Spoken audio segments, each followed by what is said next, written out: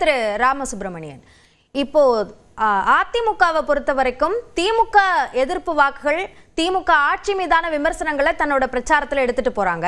திமுகவுடைய பிரச்சாரம், முதலமைச்சருடைய பிரச்சாரத்துல பாஜகவுடனான அந்த கூட்டணியை விமர்சிச்சு முதலமைச்சர் தன்னுடைய பிரச்சாரத்தை மேற்கொள்கிறார். எது மக்கள்கிட்ட எடுபடும், எது பலனளிக்கும் நினைக்கிறீங்க? எல்லோருக்கும் என்னுடைய வணக்கம். இந்த தேர்தலில் ஒரு விஷயமாக டிஸ்டிங்டாக நான் பார்க்கின்றது என்னன்னா, இப்ப சமீபத்துல திருவாரூர், தஞ்சாவூர் இந்த பகுதியெல்லாம் நான் ஒரு 2 நாள் முன்னாடி வரைக்கும் பயணம் செய்து கொண்டிருந்தேன். அதாவது யாராவது கேண்டிடேட்ஸ் நான் அறிவிப்பதற்கு முன்பாக அந்த சமயத்தில் எல்லா இடத்துலையும் நான் பல இடங்கள்ல பார்க்கக்கூடிய வாய்ப்பு கிடைச்சது. அப்ப நீங்க ஒரு விஷயத்தை திருப்பி திருப்பி பலரும் சொல்லுகின்றார்கள், என்னன்னா பாஜக ஒரு அன்டச்சபிள் பார்ட்டி, அதுக்கு ஒன்றும் ரூட்டே கிடையாது, அதை மக்கள் எதிர்க்கின்றார்கள் அப்படின்னு. சின்ன சின்ன கிராமத்தெல்லாம் நான் பார்க்கிறேன், இது வெளிப்படையாக நான் பேசுகின்றேன். சின்ன சின்ன கிராமங்களெல்லாம் கூட பாஜக கொடி பறக்கின்றது.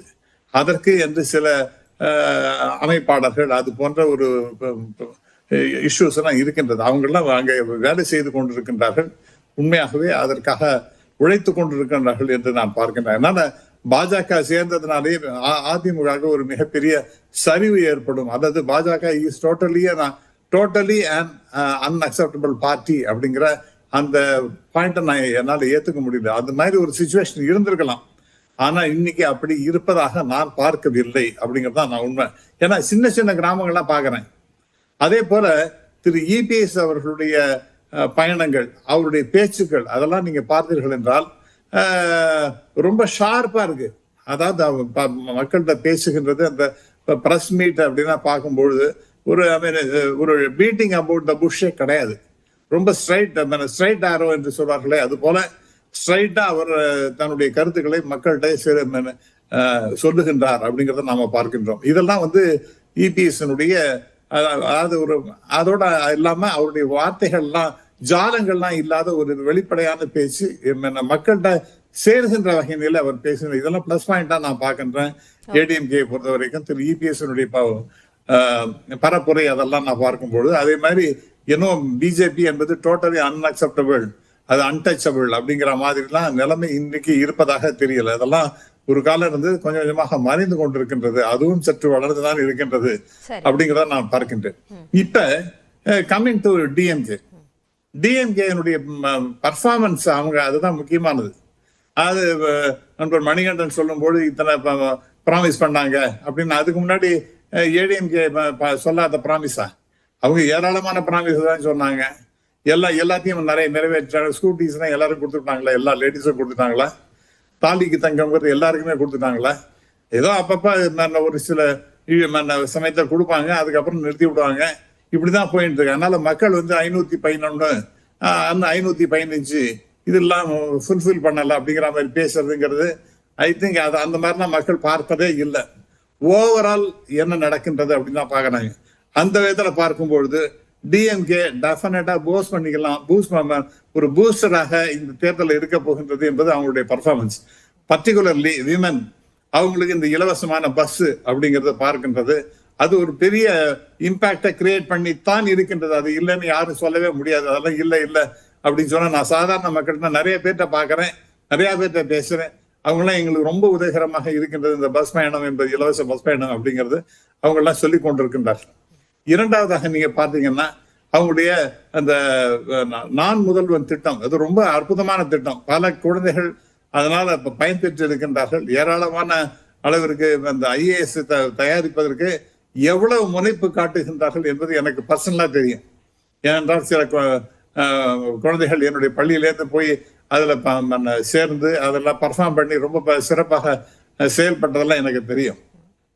ஆகவே அந்த விதத்துல பார்க்கும்பொழுது அந்த திட்டம் என்பது மிகப்பெரிய அளவிற்கு மாணவர்கள், இளைஞர்கள் மத்தியிலே போய் சேர்ந்து இருக்கின்றது என்பது யதார்த்தமான உண்மை. அது இல்லைன்னு யாரும் சொல்ல முடியாது. மூன்றாவதாக பார்த்தீர்கள் என்றால் 1000 ரூபாய் மாசம் கொடுக்கறது, அது இப்ப 2000 ரூபாயாக மாற்றப் போகின்றார்கள் என்பது ஒரு முக்கியமான அட்வான்டேஜ் டிஎம்கே பொறுத்த வரைக்கும். அவங்க சொன்னதை செய்வார்கள் அப்படிங்கிற மாதிரி பரவலான அபிப்பிராயம் இருக்கு. திரு ராமசுப்ரமணியன், நீங்க சொன்ன அந்த 3 திட்டங்களுமே அந்த பயனாளிகள் அவர்களுடைய வாக்குகளை பெற்று தருவதாக அமையுமா, அல்லது ஓவராலா இந்த அரசு எதை நோக்கி செயல்படுகிறது அப்படின்ற ஒரு நெரேட்டிவ் அல்லது ஒரு விஷயத்தை, ஒரு உருவகத்தை உருவாக்கும், அது வாக்குகளாக மாறும் அப்படின்னு பார்க்கலாமா? எனக்கு முன்னாடி பேசின மிஸ்டர் கருணா அவர் சொன்னது போல இந்த திட்டங்களினால மிகப்பெரிய அளவிற்கு மக்களுக்கு நல்ல பெயரை திராவிட முன்னேற்ற கழகம் பெற்றிருக்கின்றது அப்படிங்கறத உண்மை, யதார்த்தமான உண்மை. அதனால இந்த திட்டங்கள் எல்லாம் போய் சேருகின்றது அப்படின்னா அவங்க எல்லாம் அந்த பயன் பெற்றிருக்கின்றார்கள். இரண்டாவதாக இப்ப வரக்கூடிய தேர்தலில் இந்த ப்ராமிசஸ் நான் பண்ணுகின்றேன் அப்படின்னு சொன்னா இவங்க செய்வார்கள் அப்படிங்கிற ஒரு நம்பிக்கையும் வந்தவர்கள். இப்ப இந்த 5000 ரூபாய் பணம் கொடுத்தது அது பெரிய இம்பாக்டை கிரியேட் பண்ணிட்டு அது இன்னும் பேசுபொருளாக இன்னைக்கும் கூட இருக்கத்தான் செய்கின்றது. அதே போல இப்ப வரக்கூடிய தேர்தலில் 2000 ரூபாய், அதுவும் நேத்தி முந்தானா அந்த ஒரு பிரில்லியன்ட் மூவ் பை டிஎம்கே. அந்த யாரெல்லாம் தயார் பண்ணாங்களோ அந்த தேர்தல் அறிக்கையை அவங்களுடைய நிச்சயமா பாராட்டை தெரிவிக்கணும்.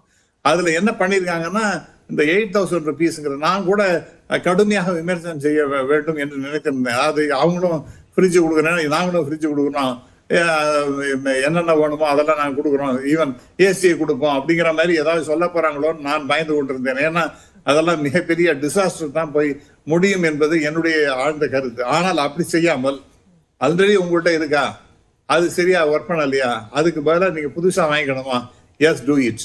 அல்லது புதுசா உங்களுக்கு இல்லவே இல்லையா, என்ன வேணுமோ அதை வாங்கிங்க, அதுக்கு உதயகரமாக இருக்கும். அதுக்கு ஒரு கூப்பன் இந்த 8000 ரூபாய்ங்கிறது இட்ஸ் அ ஃபேண்டாஸ்டிக் ஐடியா. அதனால ஹேட்ஸ் ஆஃப் டு டிஎம்கே. அந்த மேனிஃபெஸ்டோ தயார் செஞ்சவங்களுக்கு நான் என்னுடைய மகிழ்ச்சியை தெரிவித்துக் கொள்கின்றேன் அப்படிங்கிறது. ஏன்னா எனக்கு நான் 2021 தேர்தல் அறிக்கையை நான் படித்தவன்.